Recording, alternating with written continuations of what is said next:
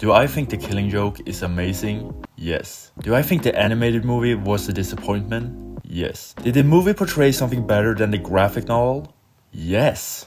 A scene that's only 54 seconds that could have changed the whole movie and made it a lot better. If they showed more of it. Yeah, I know filmmakers don't always make the best choices when doing an animated adaptation of great comics, but The Killing Joke was on a different level.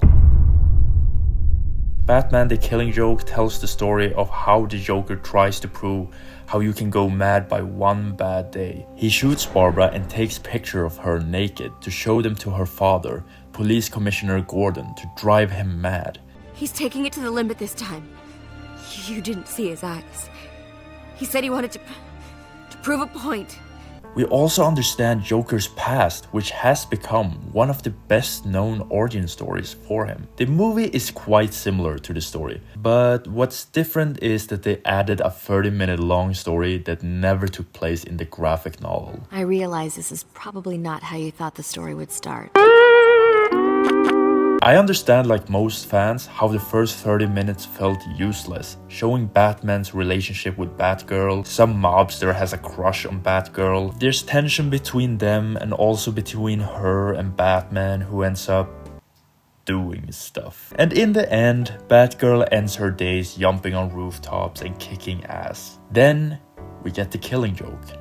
After 30 minutes. During the first half, we forget that the movie is about Batman and the Joker, because we had to see Batman and Batgirl without ever mentioning the Joker. There were compelling reasons for this. Just having a 45-minute long animation solely adapting each page from the graphic novel might not be enough. I would enjoy it though. It's easy to assume fans would be able to watch this without any setup. Either we read the comic or we grew up with Batman. Because it's an R-rated movie, I guess it would mostly only be watched by fans. Nonetheless, you don't need a setup.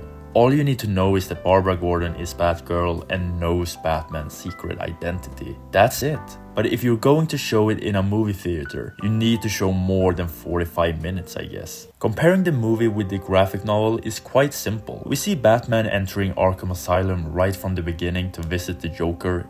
In the movie, we would have to wait 30 minutes. Now, I understand why they choose to have this setup with Batgirl. Seeing her relationship with Batman would bring a bigger impact on the tragedy that takes place. However, once Batman and Batgirl's story ends and The Killing Joke begins, we sort of forgot about what happened before. Once The Killing Joke starts, it's all about Batman and the Joker, their relationship, their constant battle with each other, their dance between sanity and madness, and if they will end up killing each other. The last scene of Barbara is the same last scene from the graphic novel, where Batman visits her in the hospital. Then we never see her again, neither in the comic or in the movie. So, what were the 54 seconds that made me see the true potential of this animated film? It's just a simple scene.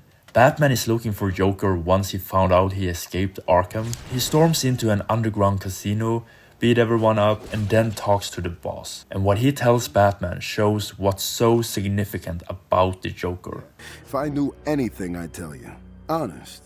People in my, let's call it line of work. Criminals. Yeah. We may be scared of you, but we're terrified of him. The comic did show us Batman asking criminals about the Joker, but with no help. The movie, however, included more in this interaction, and this quote demonstrates further why nobody can help Batman. We're terrified of him. Do you remember watching The Dark Knight, when the Joker visits the mob and tells them to collaborate with him? Even there, Batman asks Maroni about the Joker and gets a similar response. Where is he? I don't know where he is. He found us. He must have friends. Friends? You met this guy? Remember that episode Almost Got Him, where everyone brags about how they almost got Batman once? Even there, the Joker is on a whole different level compared to everyone else when he talks about his plan to turn Catwoman into cat food. Even as I speak, Catwoman is being trussed up at the Pussykins pet food factory. First thing tomorrow, I'm sending a lovely case of cat food to Batman. Bruh. Maybe you remember Mask of the Phantasm, where even Joker's old boss is terrified of visiting him. Oh, Joker. Didn't mean to drop by unannounced.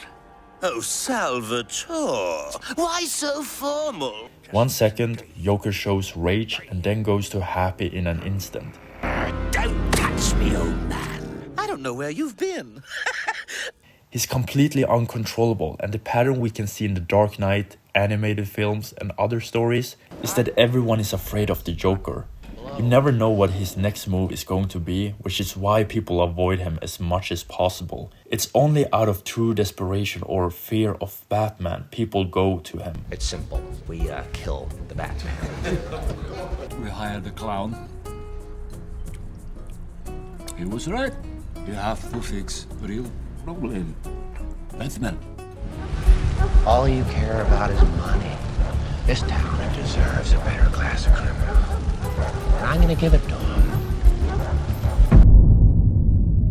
I just gotta get you out of here before the baby comes.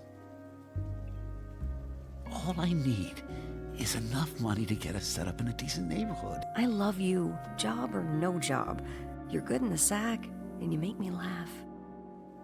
A failed comedian who was used by criminals to end up using them for his own crimes. It's almost like the innocent man who lost everything is trapped inside the clown, constantly hating himself but also the criminals around him, which is why he can flip and kill them at any moment. Or he's simply just evil and crazy. The Dark Knight is similar to the Killing Joke. Joker wants to prove that everyone can go mad on one bad day, similar to his goal of anarchy in The Dark Knight, but in the end, he's all alone. What were you trying to prove? That deep down, everyone's as ugly as you. You're alone. Nobody knows his past but him. He's constantly fighting Batman, who for once tries to understand their rivalry. He drives me.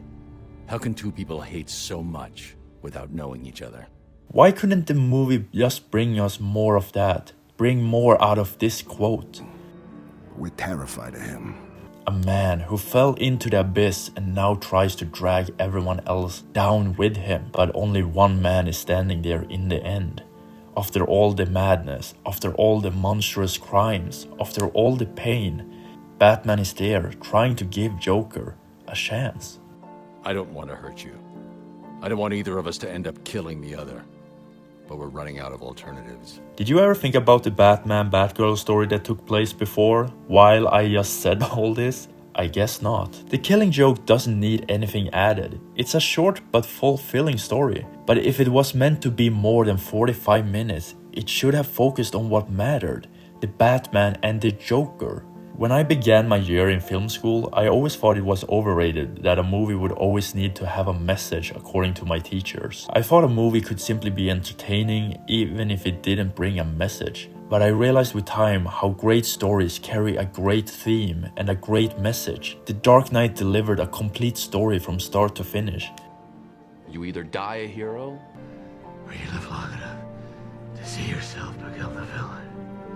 The criminals are just criminals, but Joker is the extreme evil who nobody wants to deal with, and Batman is the good who tries to find one last chance when he realizes he might end up killing Joker.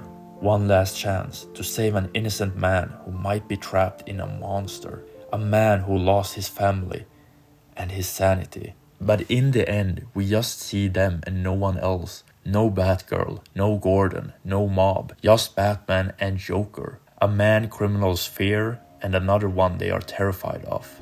let me help you. I'm sorry, but no. No. It's far too late for that.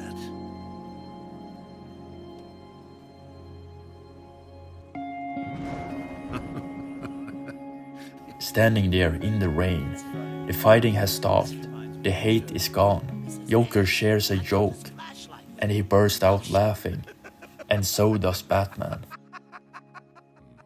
They were laughing, and we were quiet.